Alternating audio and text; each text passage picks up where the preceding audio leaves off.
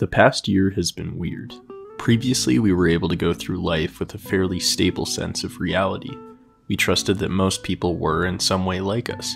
Sure, people differ in political opinion, but at the end of the day, we all share some common values.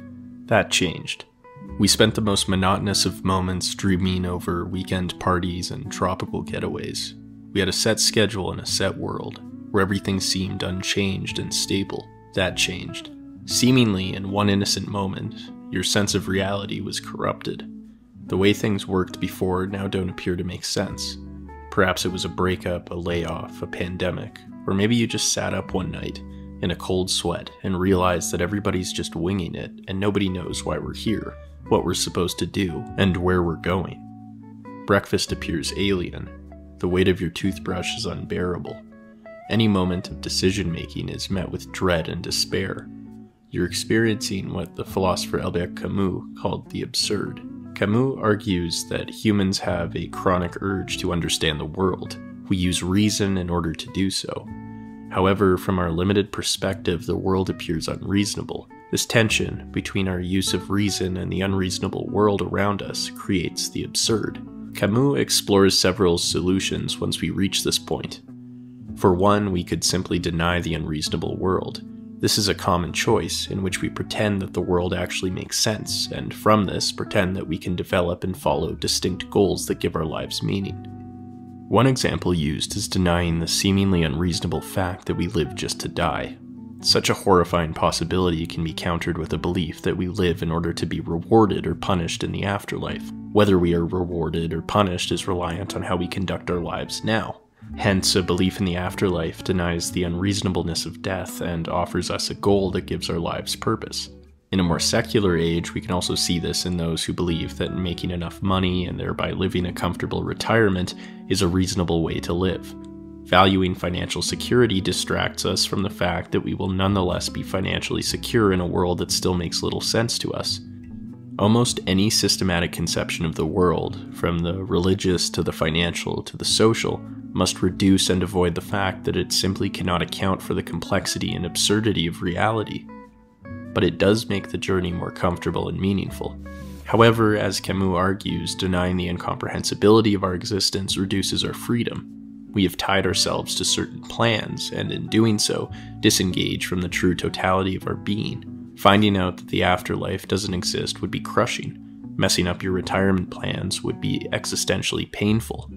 Would we have the strength to move on from these totalizing systems of thought? Another solution would be to abandon reason altogether.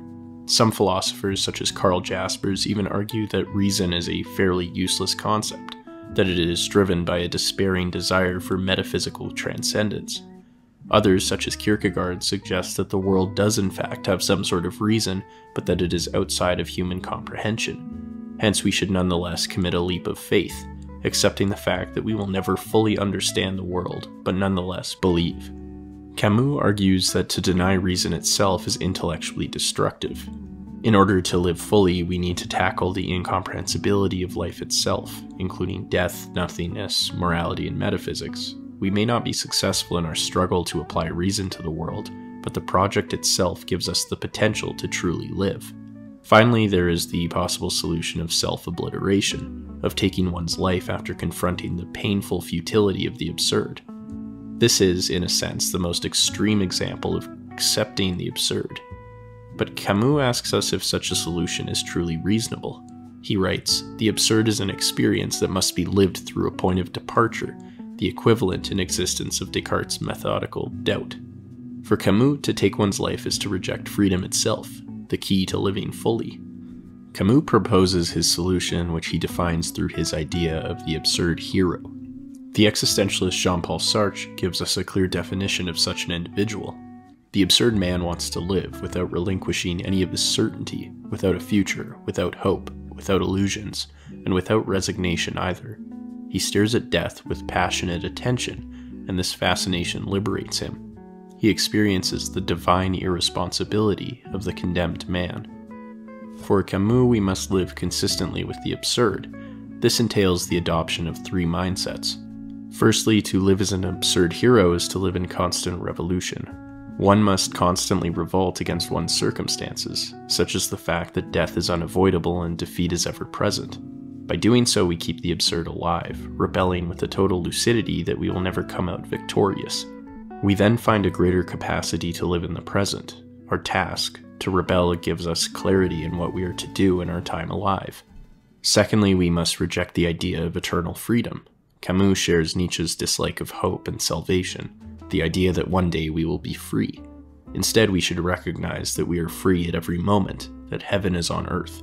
Discounting these great hopes, such as the idea that we will understand the world or transcend death or be happy one day, is an important step in appreciating our lives as is. Thirdly, we must live with a sense of passion for life itself. Camus recommends living as much as possible rather than as good as possible, for the latter is restrictive of our freedom and relies on a relative conception of good. An absurd human knows about his mortality and yet doesn't accept it, knows about the limitation of his reasoning, yet still holds it dear, feels the pleasure and pain of his experiences, and yet tries to take in as many as possible. From this, Camus values the artist as the closest to living authentically. The artist lives and creates in the moment, willing to abandon one piece to quickly move on to the next one. They create out of the absurd recognition that nothing is eternal or sacred, but should nonetheless exist. Albert Camus also summarizes his system of philosophy in the myth of Sisyphus, who is condemned by the gods to forever roll a boulder up a mountain, only for it to each time fall back down. Camus asks us to imagine Sisyphus happy for 3 reasons that illustrate his absurdism. For one, Sisyphus has no illusions about the futility of his existence. He has no conception of a better day or an afterlife. His existence is tied to the here and now. Nonetheless, Sisyphus revolts against his circumstances permanently by giving his all to a task that he will never finish. Despite the futility, he embraces the unreasonableness of it all with absolute lucidity, revolting against nihilism and despair.